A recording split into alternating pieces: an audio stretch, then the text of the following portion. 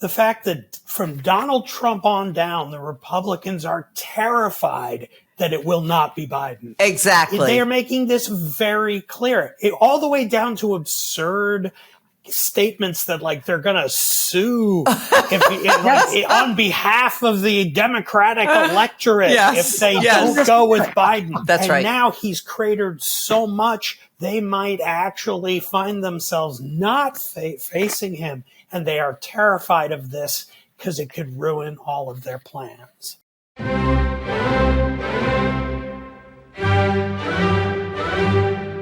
Welcome to Beg to Differ, the Bulwark's weekly roundtable discussion featuring civil conversation across the political spectrum. We range from center-left to center-right. I'm Mona Charan, syndicated columnist and policy editor at the Bulwark, and I am joined by our regulars, Bill Galston of the Wall Street Journal and the Brookings Institution, Damon Linker, who writes the Substack newsletter Notes from the Middle Ground, and Linda Chavez of the Niskanen Center. Our special guest this week is my Bulwark colleague, A.B. Stoddard. Welcome, one and all. We are recording this on Thursday, a few hours before the president is scheduled to give a press conference at, a post-NATO meeting press conference. But A.B., I'm going to start with you because things are moving fast.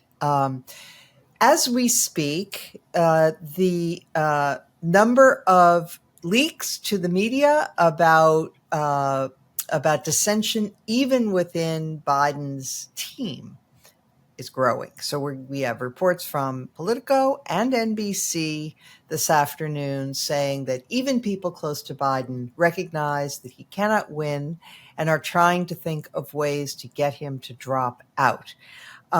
We are in an extraordinary moment, AB, where people in the Democratic Party are, first of all, looking a lot like people in the Republican Party looked a few years ago, where they're saying one thing publicly and something completely diametrically opposed privately. And also where, again, this is kind of unprecedented, where they are, their task is to persuade, and I'm sorry if people are going to feel defensive about Biden. Trigger warning. I'm out on Biden. Okay, they are trying to persuade a stubborn old man that he is potentially endangering not just himself, his party, but his country by failing to face reality. So, what's your sense of where things are as we speak? Well, the two reports from the New York Times and NBC are significant, and they just came out today, Thursday, because they are people not in the very inner circle, which, as we know, is the family. It's close advisors and close allies. So think of someone like Senator Chris Coons, people who have been defending the president, cheering him on since June 27th, saying there's a path to victory, who now believe that there needs to be some kind of intervention with him to poke through the delusion of the Biden family, to sit him down and say there's no path and your party's going to turn on you. It follows what I thought was so fascinating about Wednesday, Mona, the day before today, when you could see the shift. Monday morning, we wake up to his offense, a letter to bully congressional Democrats. Tuesday, they meet in public, and they're so divided and so scared and so upset, they say he's our nominee or we don't know what to do. So the Biden team thinks they've succeeded. Wednesday, there is an overt and attentional turn. People are coming out, House Democrats who are veterans, I would note, not staying silent during the NATO summit and saying, the president has to go. So you have Senator Michael Bennet, Senator Welch, and then you have Pat Ryan and Seth Moulton and Mikey Sherrill, all coming out after the Kumbaya, it's over, we've shut it down campaign. What was so fascinating about the last 36 hours was the party saying, no, you're not in control, Mr. President, we are. And you saw senators and Pelosi, and now, as of this morning, Minority Leader Jeffries in the House saying, we're having our discussions, which means the discussion isn't over. And we haven't made any decisions. And we're going to tell the president that it's time. Well, time is running out to make a decision. So basically, it's very defiant. They're talking about something that's completely different. Biden is saying it's over. He's running. No one's running him off the ticket. And these Democrats are, without calling for him to step down in public, letting it be known. The hints are more public. The pressure is more public. And it's my feeling, because I talked to Democrats all last weekend before I filed a piece for Monday, and they felt he had to be given the dignity of hosting the NATO summit as the leader of the free world without, having a meeting with Hakeem Jeffries and Chuck Schumer and being told on Wednesday morning in the middle of this he had to step aside. That they had to give him this grace of these days. So it is my belief that come the conclusion of the summit, everyone is going to go in and pound, say we've given you 2 weeks of wasted time, and it's over. I don't know if that's Friday. I don't know if it's Saturday. I think it's imminent. So, Damon, one of the things that was striking to me is that Nancy Pelosi demonstrated her emotional intelligence, right? I mean, so Biden had said, I've made my decision, I'm in, right? And instead of saying he needs to drop out, she goes on Morning Joe and she says, he needs to make a decision and whatever he decides is fine, right? And she says, and time is running out. Now, that is clearly saying, we know you made a decision, that was the wrong one, without explicitly saying it. I have to say a hat tip to Nancy Pelosi for the skill with which she is wielding what you have to say is a rapier here.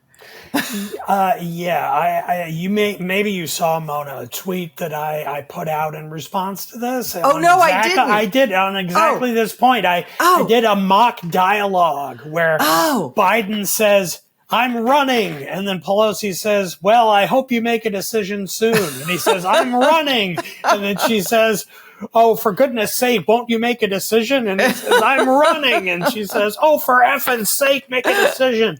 It's just, that just fits into, I mean, the only thing I have to say about all this is that, we're all opinion journalists here. We study this stuff. We watch it up close. We've been in politics for decades in various capacities, on the sidelines or in it itself in positions. I have never seen anything remotely like the past 2-week tailspin of Joe Biden. I can't believe what I'm seeing. And I said something like that on Twitter recently as well. And a Republican responded and said, what about, the Republican Party in 2016 and Trump? And it's not quite the same thing. Trump was always an oddball and an outsider to the media and to the party system in Washington. And so, yes, there was a lot of opposition to him, various people trying to oppose what he was trying to do by first making himself the nominee and then actually winning the presidency.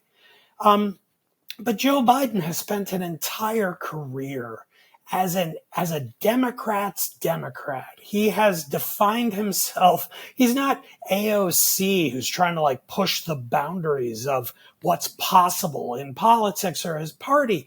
He always defines himself as, I am the median Democrat. Mm-hmm. And some people criticize him for moving a little leftward over the last decade because the party as a whole has drifted leftward, at least on a lot of issues. And so to see this man who is the president, who is the guy who won 80-something% in the primaries, who is the presumptive nominee of his party for re-election, to be subjected to a media that is, I think, smarting very badly from having dropped its critical assessment of him by just deferring to what the administration and Biden campaign kept saying, which is that Biden is good, he's fine, don't listen to the naysayers about his decline. So they want to sort of make up for that and show that they're not pushovers.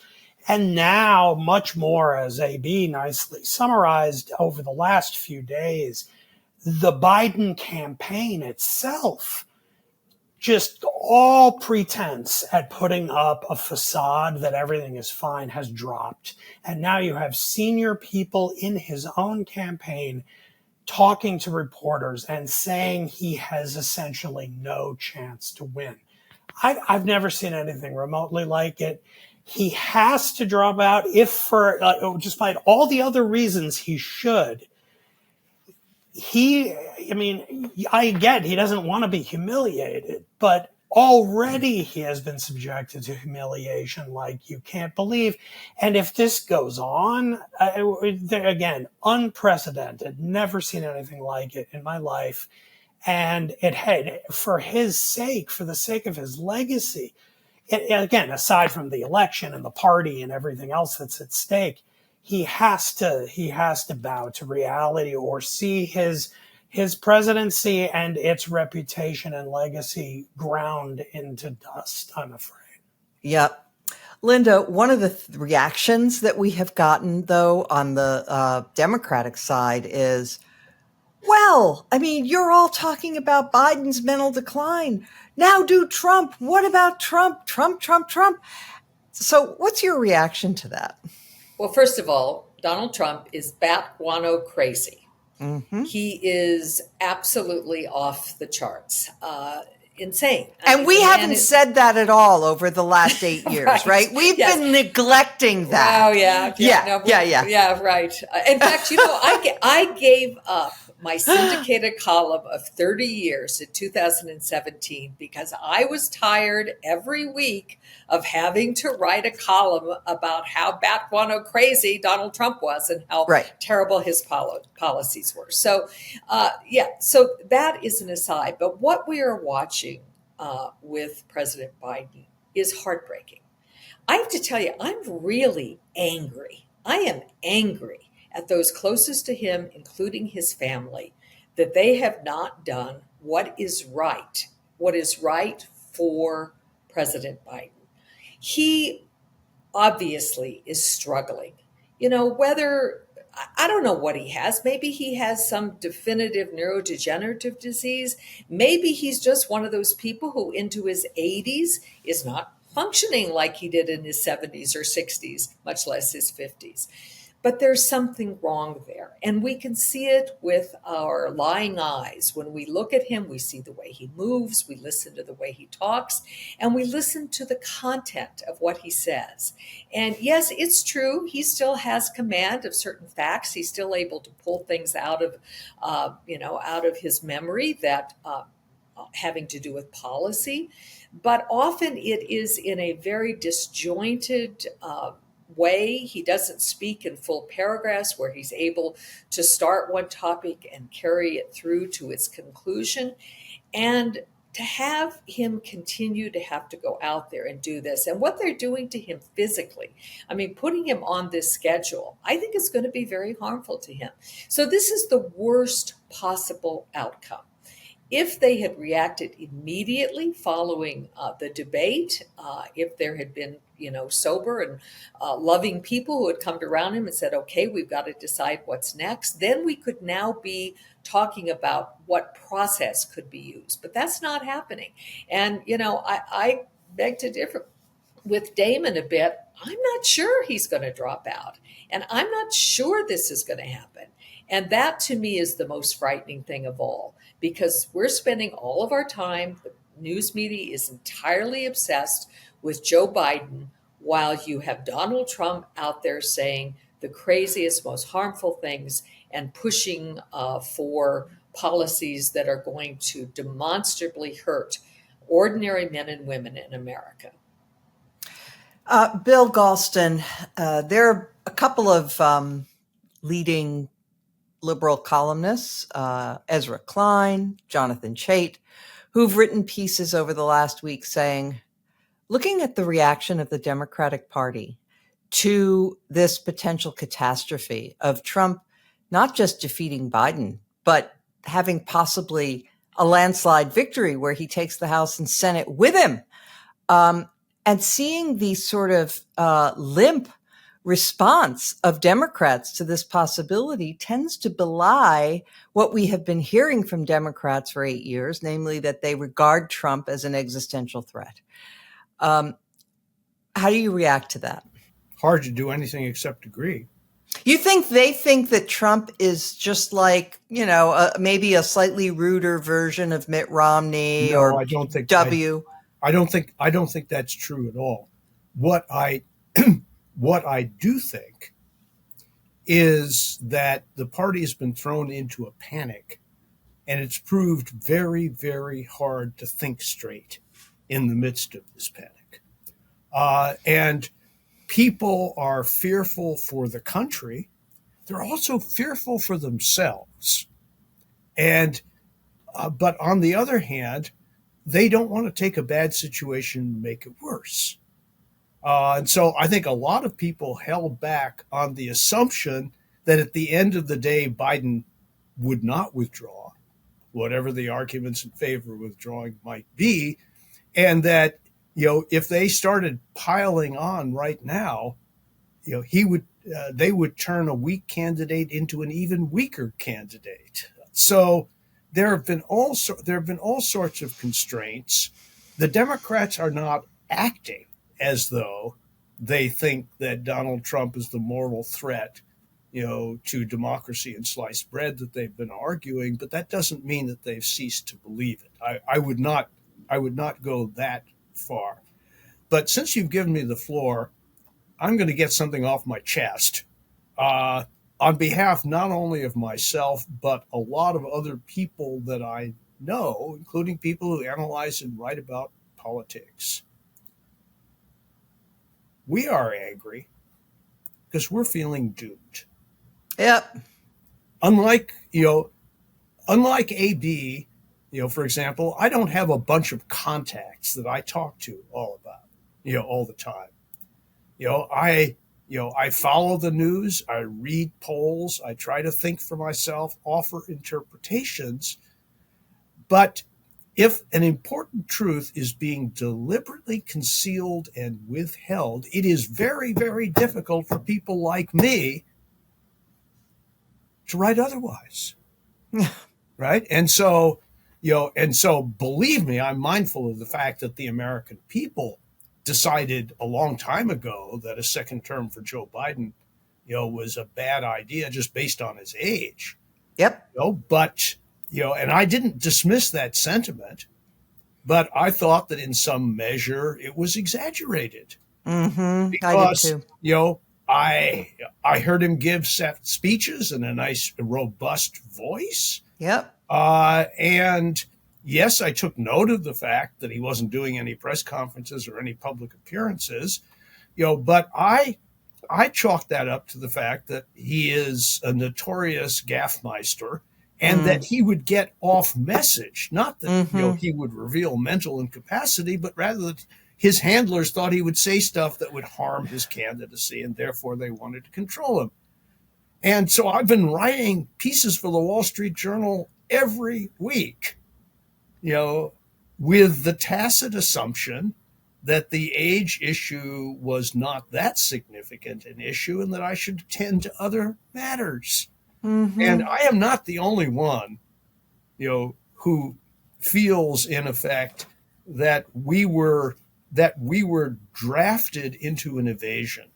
Yes. Helping to perpetuate it through silence, not because we were failing to speak what we thought to be the case, but because we were not given the evidence to reach the correct conclusion. And, right. I am not going to forgive or forget about the people who put good Democrats in this position. And I don't think anybody should. And I am pissed off. Right. Above and beyond everything else I'm feeling about the country. So this raises another related point, because another argument that we're hearing, AB, I'll direct this to you, is from the Biden people saying, well, you cannot demand that Biden withdraw in favor of some other person who would then be the nominee, because millions of Americans voted in primaries and they voted for Joe Biden, and therefore it would be anti-democratic. But the fact is, those primary voters were misled about the nature of the situation on purpose. They did not have the information that they needed. And so this raises the question about what to do next if the pressure is sufficient. But okay, well, we'll get to what to do next. But before we get there, I want you to sketch out how you think the next 36 to 48 hours are going to play out. I'm picturing that we are going to get that Oval Office meeting where Jeffries and Schumer and Pelosi and maybe others get in a room with Biden and just say, Mr. President, that we're not asking, this is it. You've got to do this. What do you think? Well, first, I just want to applaud Bill, because I think that the evasion and the deliberate misleading is just so not only disloyal to people like Bill, loyal soldiers and lieutenants, but as you point out, to the voters. And it won't be forgotten that they've imperiled. This isn't about the end of Joe Biden's career. It's about the end of the country, and that they've imperiled God knows what with their hubris, or in their protection of his hubris is just unspeakable. I don't know whether it happens in 24 or 36 or 48 hours. I imagine it will be as you describe, where they say, as Damon eloquently said, so brutally humiliated, but the humiliation is going to get worse. You probably should have packed it in 9 days ago, but you want to do it 9 minutes from now, because each passing day will become more mortifying and shameful and sad. Your family, we know they love you, but they've misled you. You are not reading Twitter. You're being given some good polls here and there that show the race you're still a little behind, but we have the data. This is going to be a slaughter, and we're going to abandon you publicly. That's the only thing they can do. And I strongly believe it has to be Clyburn, Pelosi, Coons, Schumer, and Jeffries, and not President Obama or President Clinton. Right. It has to be people with data about losing the House and Senate. And they just, as you just concluded, they have to tell him, we're not asking. We've waited for you to choose the dignified end. You've chosen instead an ugly battle. And it wants to end, because it will get so much worse from here. And we are not supporting you. We're not supporting you. Okay. Damon, one point that I think needs to be hammered as much as possible is that that voters, when it comes to a mentally unfit president. Now, I know, as Linda said, as we've all said endlessly, Trump is unfit. Trump is horribly unfit. That's the reason this is so important. But when the voters perceive a candidate as being feeble or infirm, it activates the primate part of the brain, the part that just says, I don't feel safe voting for somebody for president of the United States who isn't going to be able to do the job, who isn't up to it. It is asking too much of voters for them to say, oh, but abortion or but anything, right? Because that's the bar. You have to clear the bar of being a capable leader. And so the people who are saying that, we have to look at the issues, or, but the 2025 program, project, they're missing that basic, baboon versus baboon contest, is basic to where we are, right? Yeah. And in fact, I wrote about that this week on my Substack. When I wrote my piece in February about how Biden should drop out and be replaced, I included a paragraph in the middle of that just so that readers would know where I was coming from, that I'm not like a Republican plant or something. Plant, it's kind of funny, as you'll hear in a second, is a sort of ambiguous in that sentence. But I basically said, I'm going to vote for the Democrat this year, even if it's a potted plant. Right. And this sort of followed me, this line. I did some radio spots after this piece came out, and actually people talked about the potted plant analogy. And even down to 2 weeks ago, after the debate, people were like, "Oh, you're still going to vote for the potted plant?" And I like even tweeted, "Yes, I'm going to vote for the potted plant." But the more I thought about it, the more I realized, you know what? I can't vote for the potted plant, because the potted plant in February was Biden as I thought he was then, which I thought was bad enough that he should drop out, looking at the polls and so forth. But what I saw at that debate really scared me. Like, what I saw at that debate was the prospect of, if he somehow remains 6 hour a day, the line that we all saw from Axios a week ago, that basically, from 10 a.m. to 4 p.m. he's sharp, but in the other hours and he's not. He himself, in his supposed defense, he said in the past 2 weeks that, you know what, I'm not going to do anything after 8 p.m. from now on. I need to get my sleep. Right. Really? So much for the 3 a.m. call.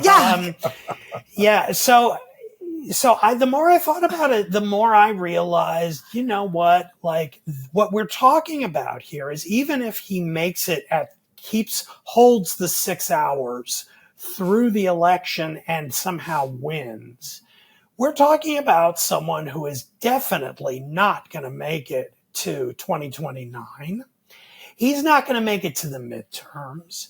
As president, you're not saying he's going to drop dead. I don't mean he's going to drop dead. Who knows how long he'll live? But he will not be able to function as a 24/7 commander-in-chief. Right. And what this means is that we are, first of all, Kamala Harris is kind of fated to become the president. And if that's true, why not make her the nominee now? Exactly. But even aside from that, there could be an interlude of an indeterminate amount of time where we're effectively leaderless and being run by a sort of anonymous committee of advisors.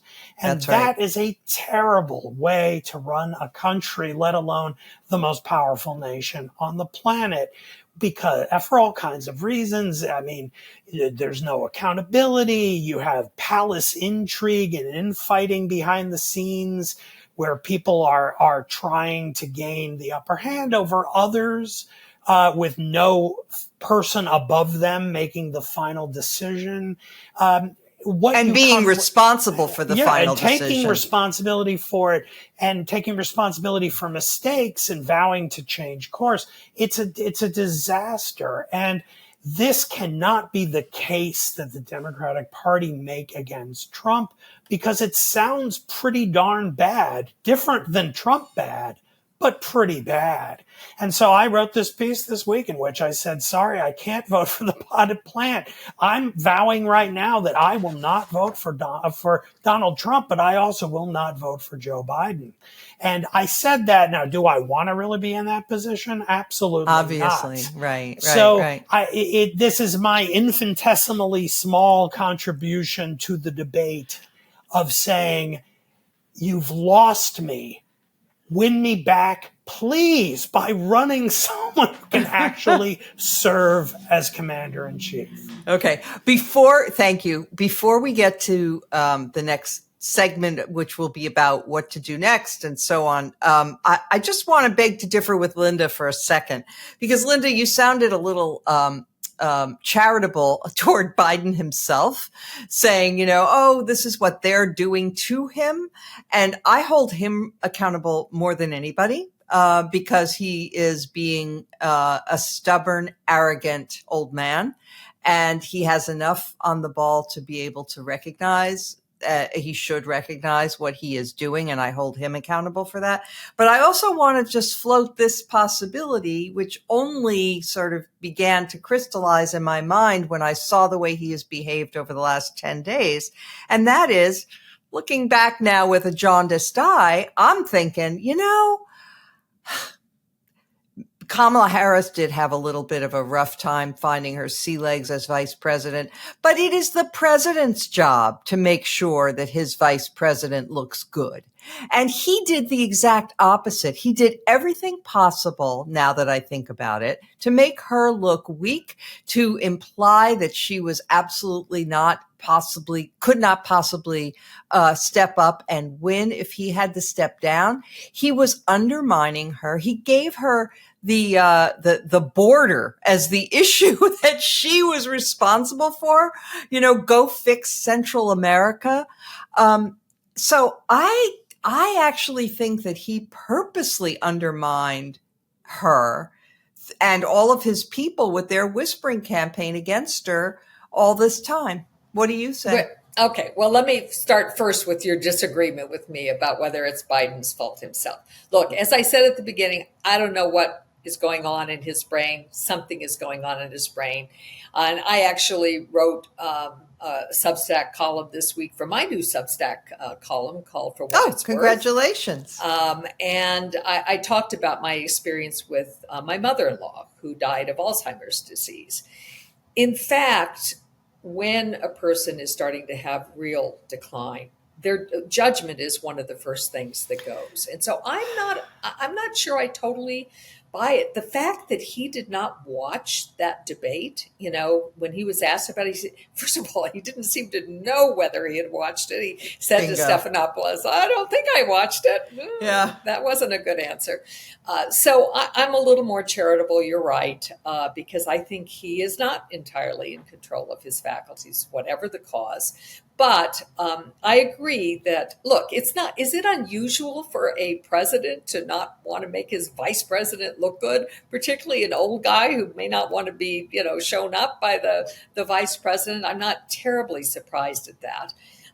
Look, I think that Kamala Harris, who is somebody who, I've said this before, I actually admired when she got into the race herself as a candidate, and then became increasingly disappointed as the race continued, because I didn't think that she did her homework and did what she needed to do.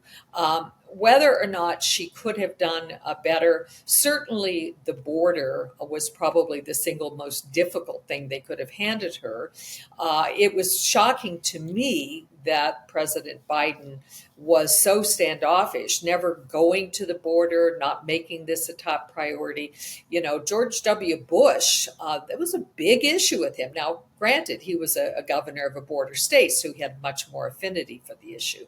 But I'm not 100%, willing to buy that they've tried to make her look bad. On the other hand, it wouldn't be terribly surprising if they did, because presidents don't want to be outshone by their vice presidents. She is now apparently doing a good job on the road. She is, of course, speaking a lot about abortion. This is an issue that she cares deeply about and passionately about, so she could talk about it with some authority. I am hopeful that if he does step aside, I wouldn't be opposed to his stepping aside while he is still president and turning over and having her assume the office. I would hope that the convention, however, does not have to be basically handed Kamala Harris and told, this is your nominee, take it or leave it. Yeah. Okay. Well, I want to come to that next. But before we get there, AB, I noticed you wanted to get in on something. Was there a point you were itching to make? Just quickly, I think that there's a very, very protective bubble around the president where people, his longest time aides, maybe Ted Kaufman, who's his age, is the bluntest with him, but Ricchetti, Donnellan, Klein, these people, now Zients, who's new as his chief of staff, these people are being very deferential to him. They are not breaking through the bubble with hard truths.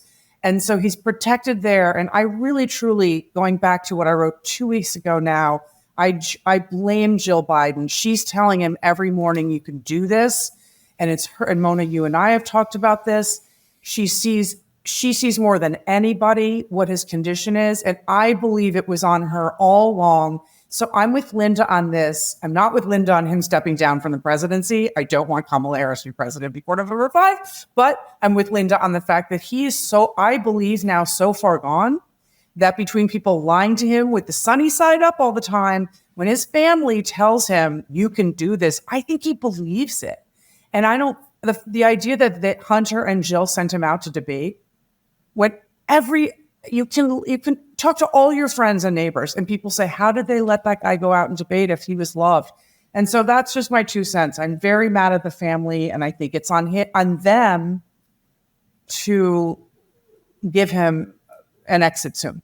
We now are going to hear a word from Babbel. What is the best way to learn a language? Well, everybody knows it's immersion. You just drop somebody in a foreign country, and once you absolutely have to learn the language, you'll learn it quickly. But of course, most of us aren't in that situation, and hopefully we won't have to be in the near future, having to leave the United States. But 1 in 5 Americans say that they would like to learn a new language. They put it on their bucket list. And if that's you, think about Babbel. Fast forward to the end of 2024. Think about your goals. What can you do right now to give yourself the best chance of succeeding? If you want to learn a new language, you absolutely should get Babbel. Now, is it easy? No, it's not easy. But if you put in just 5 minutes a day, you will make rapid progress because they have thought this through. They have a very easy to follow program that's interactive. They have native speakers showing you how things are pronounced, and then you interact and it can hear you and correct you. So it is amazingly successful. They have a learning app that actually works. And so I said 5 minutes a day. If you did 10 minutes a day, then you will see results in as little as 3 weeks. They have designed this for real people, and they have real conversations. Like you go to a party and, how are you? Who are you? You learn all those things pretty quickly. So highly recommended. They have already sold 10 million subscriptions, and they have 14 different language courses, and it's all backed by a 20-day money-back guarantee. So here is a special limited time deal for our listeners. Right now, get 55% off your Babbel subscription if you go to babbel.com/beg-to-differ. That's BABBEL.com/beg-to-differ. You get 55% off. Rules and restrictions apply, and we thank them for sponsoring this podcast. Let us just spend a few minutes. I want to get to what a second Trump term would look like. But before we do, I want to talk about James Carville's suggestion. So James Carville has a piece in the Times where now Carville, bear in mind, has been saying for several years now that Biden was too old, and that the voters had made that abundantly clear. I remember in a conversation that he had with our colleague Bill Kristol, he said, it's been the clearest message voters have ever sent, that they thought Biden was too old. But okay, we are where we are. So he is suggesting that there be an open process, not a sort of coronation for Kamala Harris, but rather a series of town halls and kind of debates or whatever that would be hosted by Bill Clinton and Barack Obama, in which they would choose, say, a group of possible candidates and then interview them or have public forums and leading up to the convention, and then the convention delegates would vote. So, Bill Galston, what do you make of this proposal? My colleague JVL says he thought it was unrealistic. I've been writing a version of that proposal for some time now.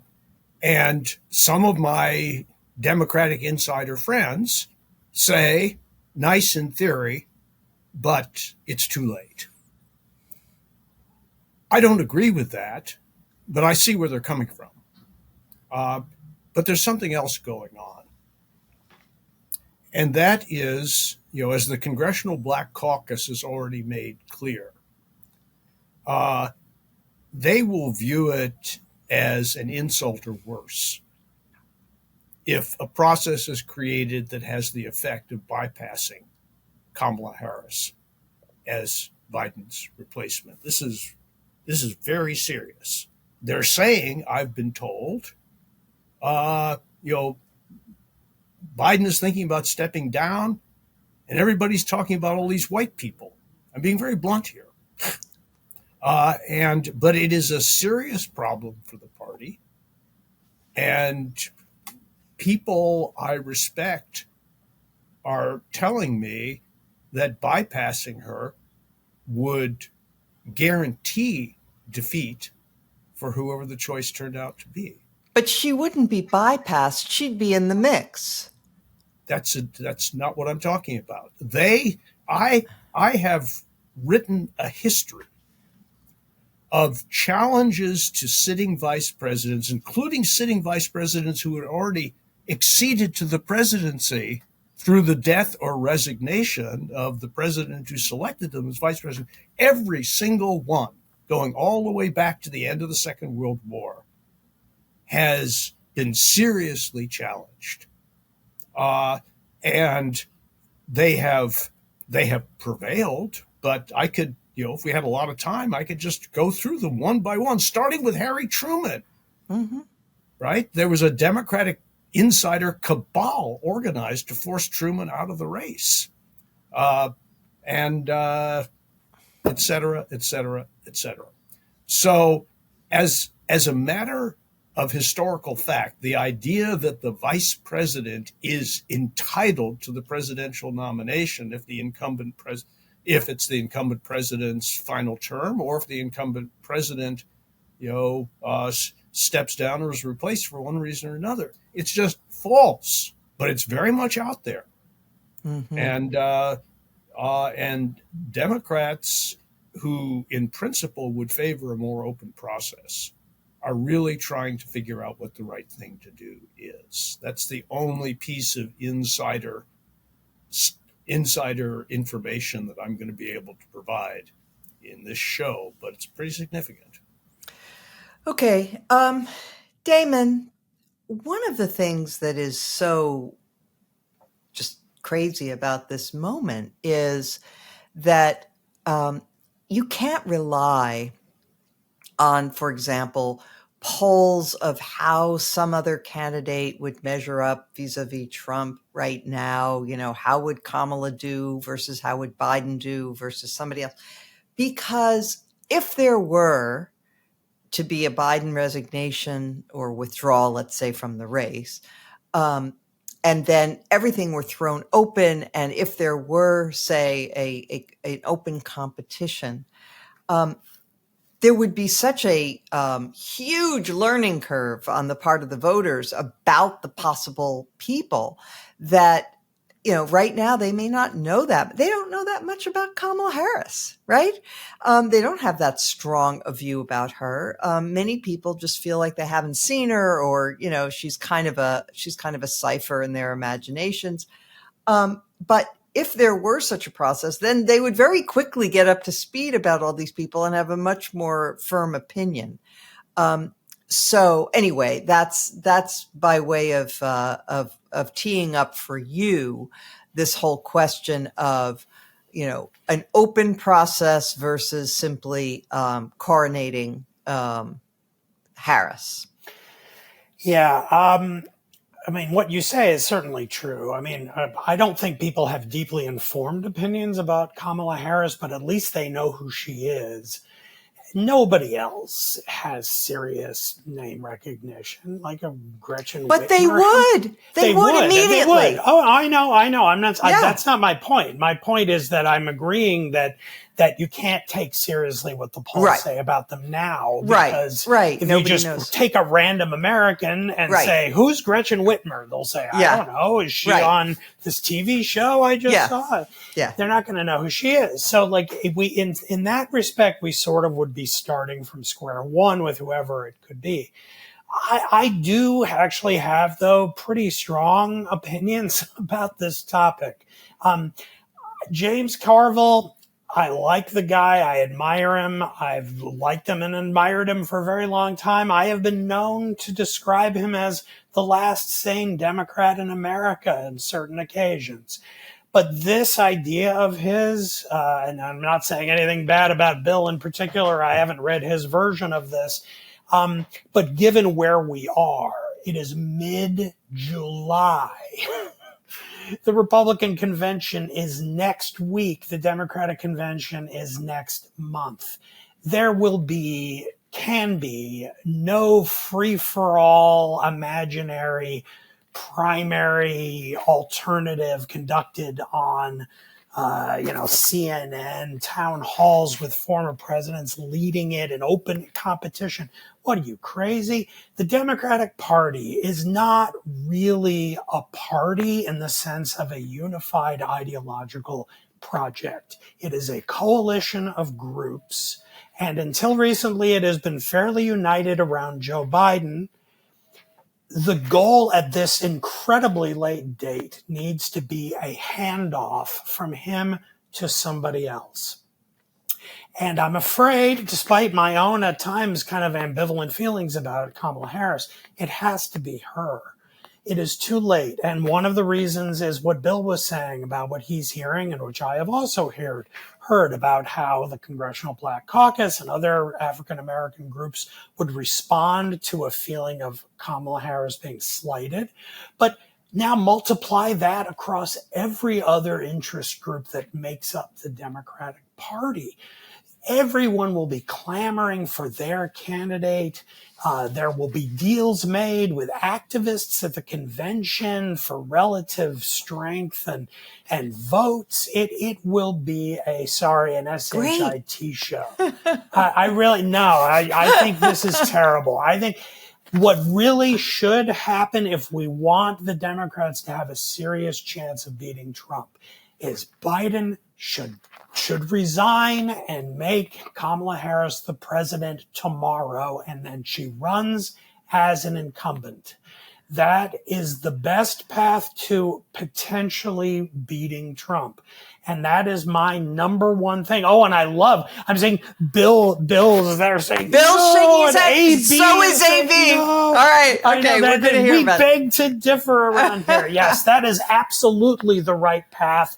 And there is no other path that doesn't lead to Dems in disarray in all caps in a way that resonates all the way through the fall and leads to disaster. Bill, I want to hear from you. AB, I want to hear from you. I'm taking over Mona because I'm dying to hear the reaction. All right. You can both react. AB, you first.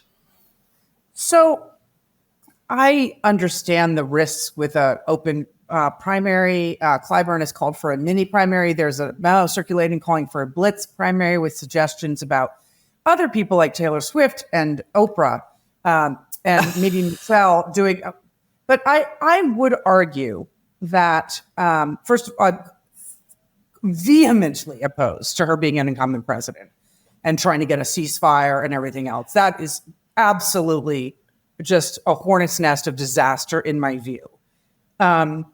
She needs to go out there and be the candidate, or after she's engaged in. So I don't think it can be given to her. I think there's probably going to be a consensus in the party that they open it up. They are reportedly polling her against Trump internally now. That's just been reported. Mona and I have listened to focus groups taken in the last week that show that Black women are very worried about putting her at the top of the ticket. Black voters are very worried, and so are double haters. Once you really comb the opinions of the Congressional Black Caucus, I would be interested to see if they believe that she can get a majority or she being set up to fail.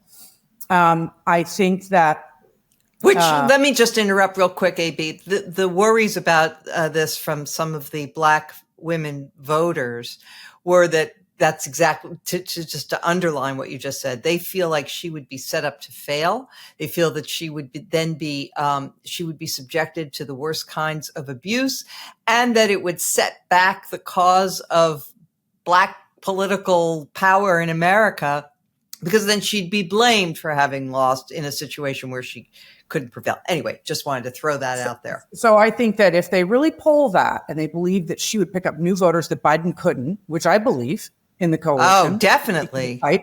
If they are ready to go forward with her in a unified way, and there's been a real discussion in the family, which I think a few debates or a few whatever, like it looks like an actual primary, and she wasn't actually anointed and it wasn't a coronation, I think would really strengthen her and help her.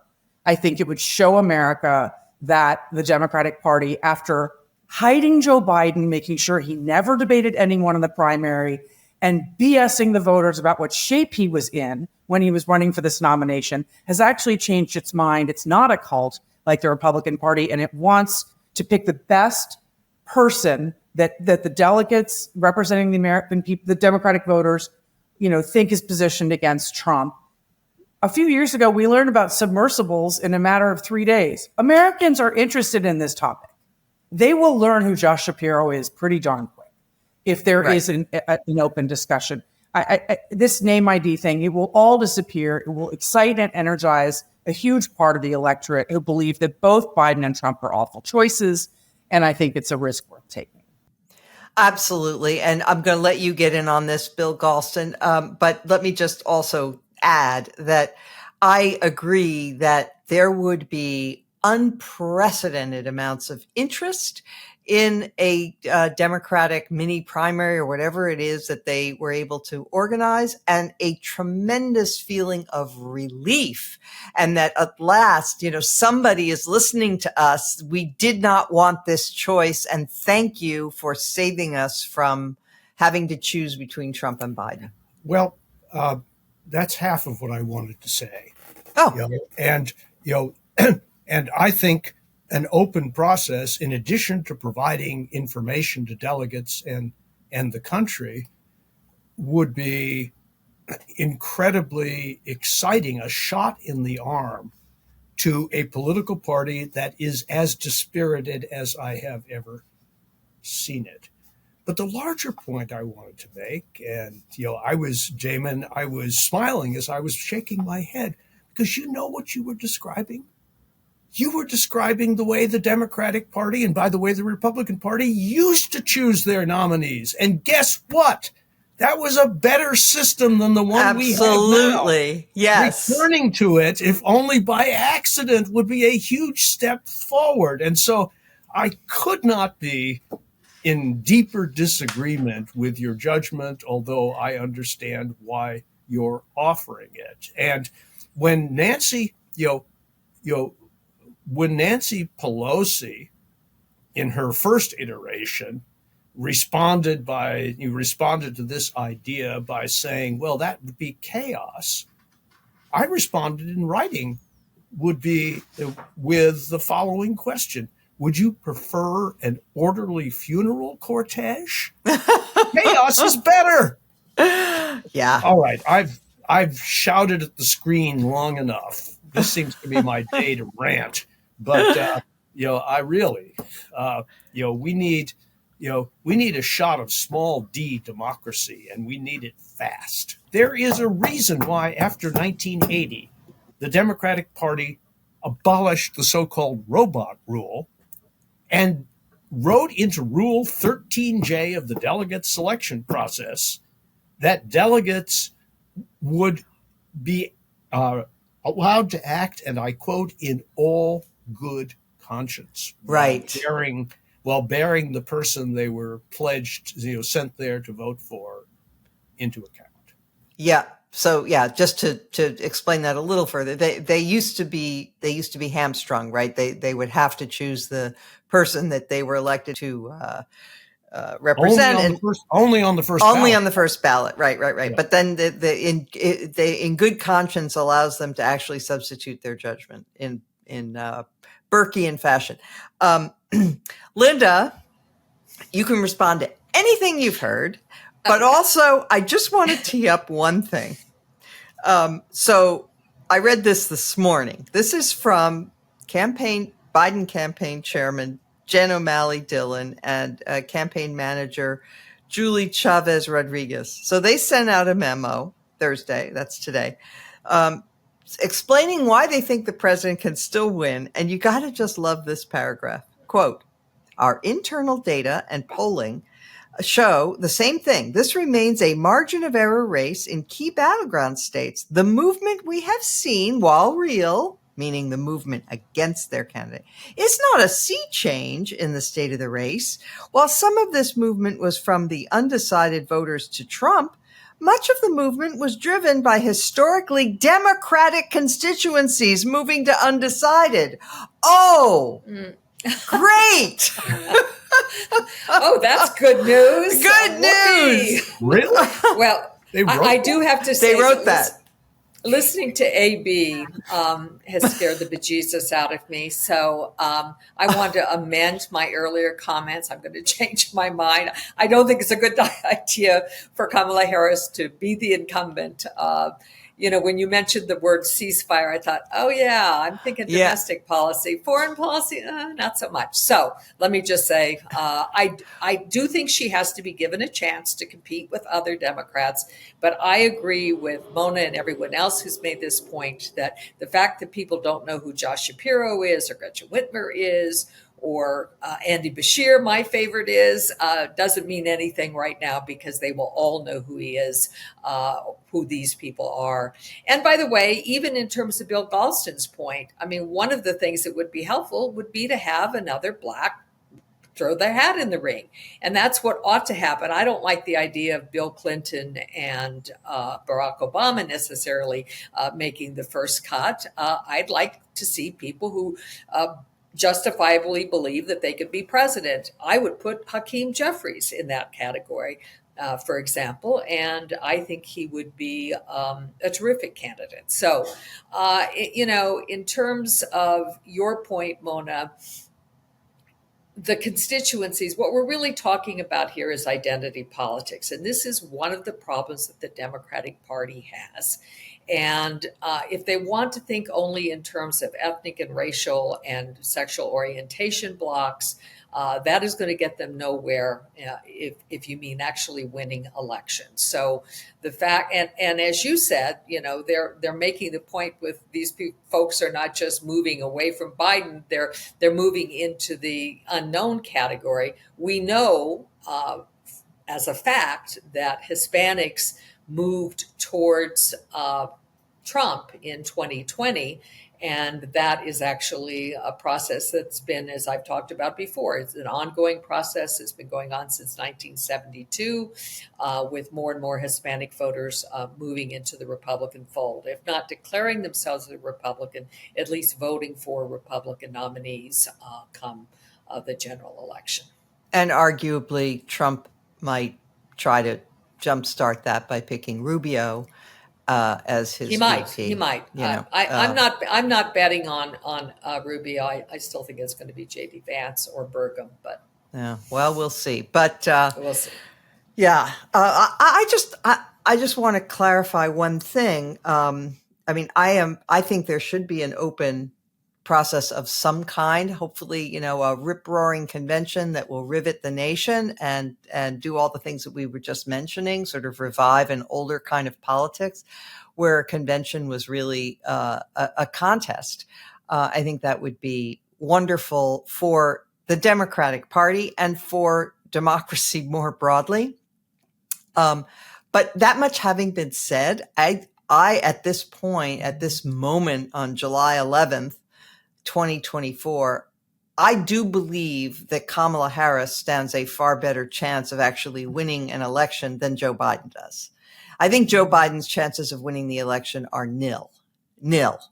And I think Kamala Harris could potentially energize Black voters who are right now pretty unenthused about voting for Biden. She might energize women voters and younger voters. Now, I'm not saying that's a given, but it certainly has, there is potential upside for her. And I don't see any potential upside for Biden. Anybody want to comment on that? Yeah, I'll be happy to. Okay. First of all, I agree with that comparative assessment, which does invite the question of whether her chances, although better than Biden's, are very good. And, if I wanted to get technical, I could cite a bunch of polling suggesting that her chances of prevailing in that race are about 30%, which is better than zero. But well, let me suggest a very simple test for the Democratic Party. To be highfalutin about it, here's a heuristic. Mm-hmm. Can your preferred candidate carry the state of Pennsylvania? Very simple. Because there is no scenario that gets to 270 for Democrats without the state of Pennsylvania. Period. Full stop. And as a sneak preview, that's why I'm stepping out of my usual role and going on a field trip to a swing county in Pennsylvania early next week. And I'll be able to report on that, in next week's show. Because, I want to talk to voters. I want to talk to party officials. I want to talk to people in local journalism. I want to talk to Hispanic groups and find out what they're saying. But if Democrats nominate someone who has a slim to zero chance of winning the state of Pennsylvania, they have just committed suicide on national television. Yeah. AB, can I just follow up real quick with you on this, on Bill's point? So if we're doing fantasy politics for just a second, you know how this all breaks out in the Electoral College. So just imagine a campaign duo of Gretchen Whitmer and Josh Shapiro from Michigan and Pennsylvania, and assume that those two states are then in the bag for Democrats. They just have to win one other swing state. Is that right? Right. I think that, again, the only way the Dems unite around a ticket like Whitmer Shapiro is if there is a contest where Harris was given not only the chance to prove herself, but real support and deference. And if she stumbles, I think she's going to pack it in and be a good patriot and support the ticket that has the best chance.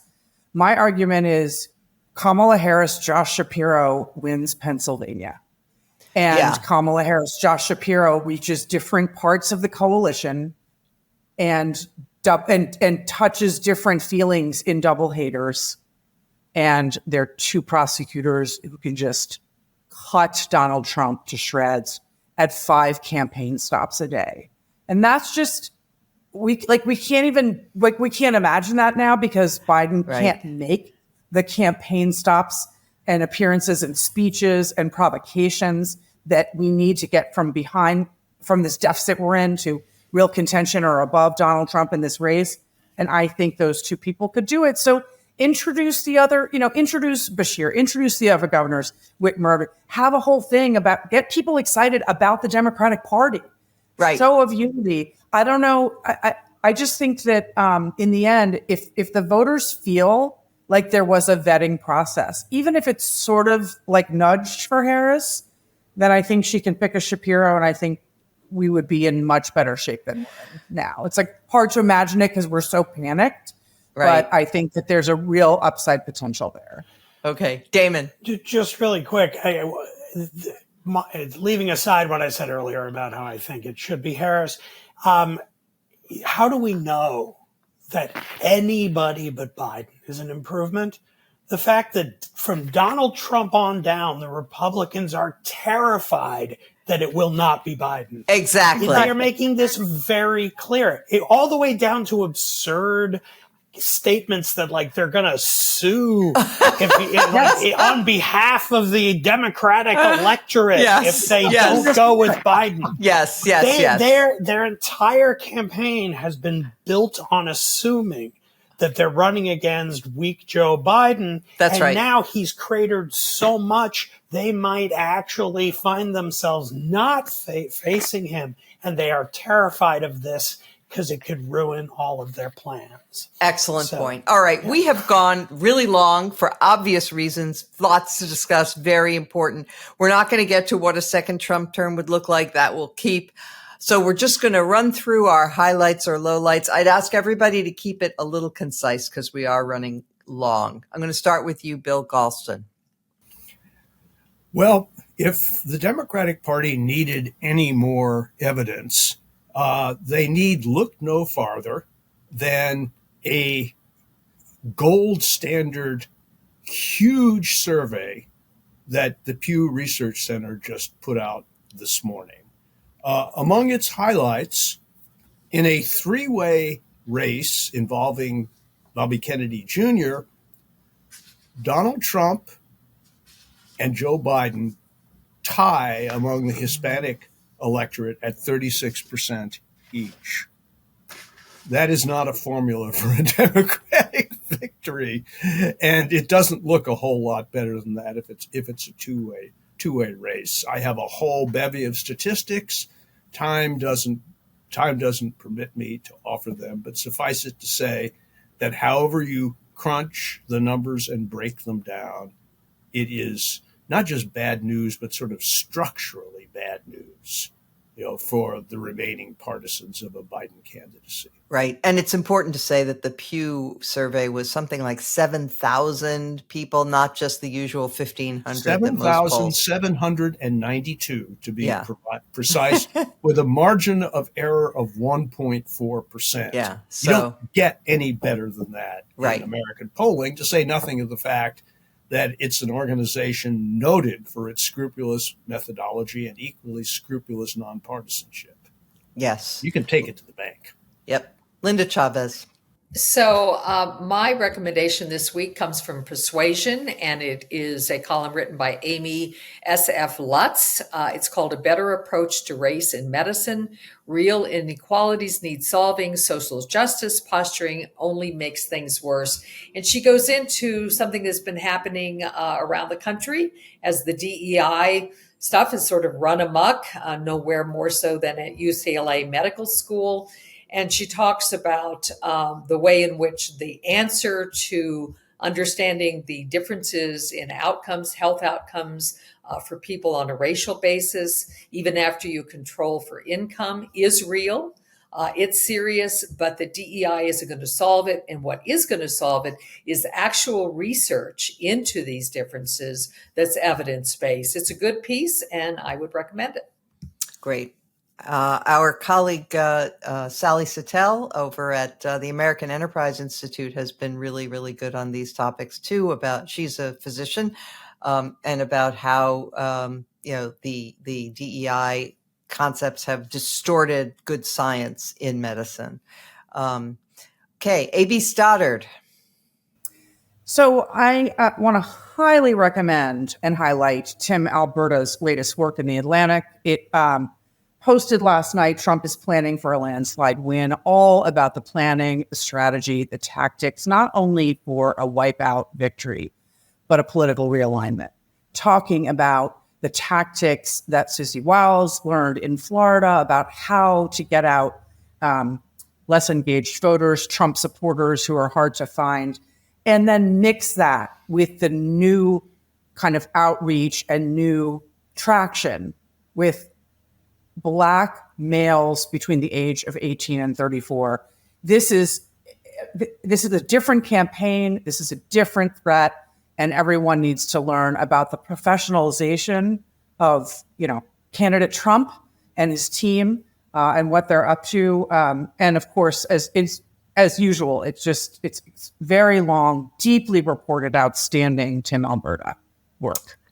Thank you, Damon Linker. Oh, wow. Great minds. AB's choice was my choice, and she went first, so she gets it. I'm glad there was a good plug for Tim. It's a fabulous piece, so I second it. I will give as a close runner-up a really good piece by Mark Leibovich in The Atlantic also. Mark actually was someone who was ahead of me in calling for Biden to step aside. He actually, I think, called on him to do that like 14 months ago. My first call was in September of this last year. And he beat me. So I'm a fan of his, and he wrote a good piece this week with the amusing headline, "Come on, man." Does Joe Biden really understand the stakes? Oh, that's so good. Yeah. So I recommend that as well. It's also very good. Not a long reported, rich journalistic piece like Tim Alberta's, but that's like comparing apples and oranges. Both are very good and both highly recommended. I have to just jump in. I have to. Do. Go ahead. People at the Bulwark always say Bill Kristol's been saying for too long, him and his friend James Carville, that Biden must step aside. I am on the record. July 14th, 2022 is the first Biden must step aside column that I wrote. Yes. Wow. All right. Yes. AB wins. Yes. I need to lay that marker down. I took a lot of heat for that. Yes, you did. Good for 2 years. you. All right. Well, I would like to go abroad for my sort of low light. So the French elections were very interesting. You had the healthy response of the body politic and the parties in France to the threat from the right. That is that because they have these multiple rounds of voting, they can form alliances, they can have people drop out in favor of others and so forth. And so they did successfully block the national rally, the Marine Le Pen party from succeeding. But there was a turd in the punch bowl, as it were, because the guy who wound up getting the most votes, or the party, was Jean-Luc Mélenchon, who is this far left leader of something called France Unbowed. He is about as bad a political figure as you can think of this side of Marine Le Pen, well, the other side, but just as bad. So he is a big fan of Hamas. He is an anti-Semite who has said things about other French political figures, like that he doesn't, quote, think French, but he instead thinks international finance. This was in reference to a Jewish politician in France. He has said that his first foreign policy priority would be to recognize a Palestinian state. But here's the real money quote. His longtime political hero is Maximilien Robespierre, who presided over the Great Terror after the French Revolution. And he talks like Robespierre, saying that there is no power that will constrain him other than the people. And as we know, revolutionaries claim for themselves the power to violate any law and kill as many people as they choose in the name of the people. Just out of curiosity, Mona. Yes. Does he remember how Robespierre's career ended? Well, I was just going to get to that. Robespierre himself, after sending countless of his enemies and people they called enemies of the people to the guillotine, he wound up at the guillotine himself. But it's worth remembering also that when Robespierre was beheaded, he was beheaded face up. So there you go. This is the new leader of the Popular Front in France.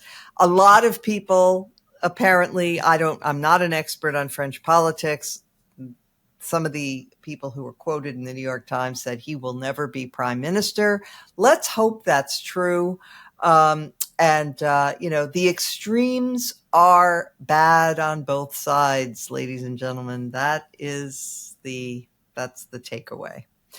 All right. With that, I want to thank our guest, A.B. Stoddard. Great to have you. And of course, my regulars. I also want to thank our producer, Jim Swift. This is not like The Daily where there's like 50 people who participate in the creation of this podcast. This is just a shoestring operation, but we are grateful to everybody who participates and especially to our viewers, listeners, and Beg to Differ will be back next week as every week.